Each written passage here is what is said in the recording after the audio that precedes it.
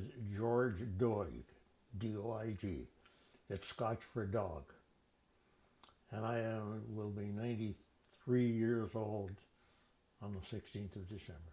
I recall in the late summer of the year we moved out there, that was 1923, I remember standing in front of the old A&P grocery store while my mother was inside and watching a two-wing airplane out there about a half a mile doing acrobatics, doing stunts. And I thought, boy, that was wonderful.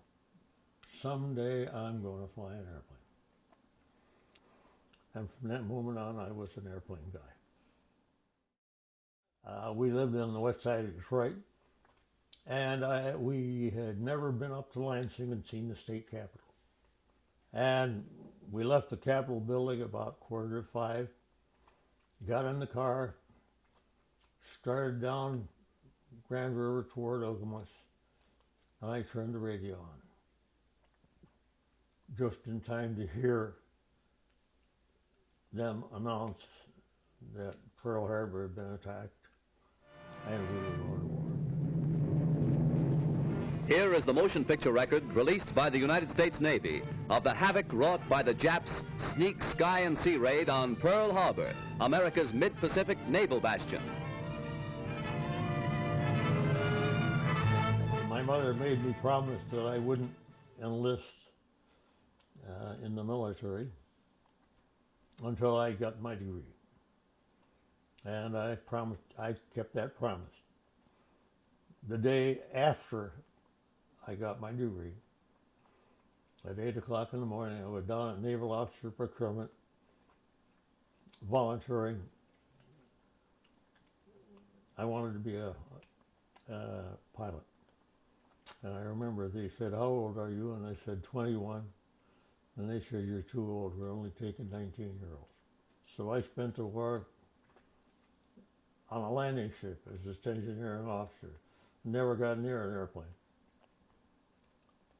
So the first day I got back in civilian life, I went down and signed up under the GI Bill to take flight training at a civilian school. In the fall of 1946, I learned to fly an airplane. I flew until 1972 for business. And I was pleased to fly all over the United States and Canada in my own airplane and get paid for it. But the kids bought me a computer simulation program several years ago, and I fly an hour a day, come hell or high water, even today. Boost pump on. All the stuff is set, and we're ready for takeoff.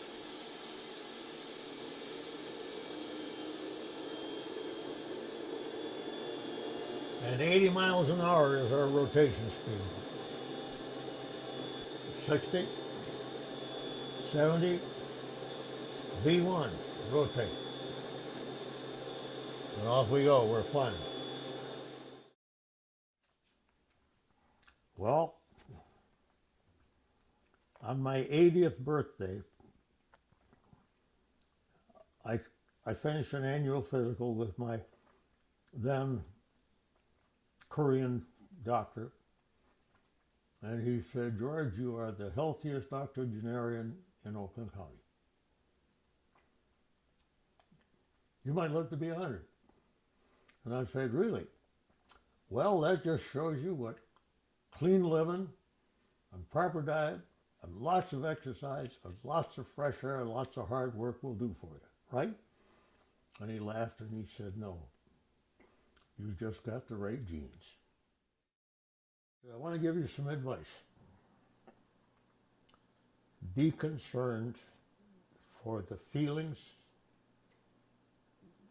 of whoever you're dealing with, and treat them as you would want them to treat you.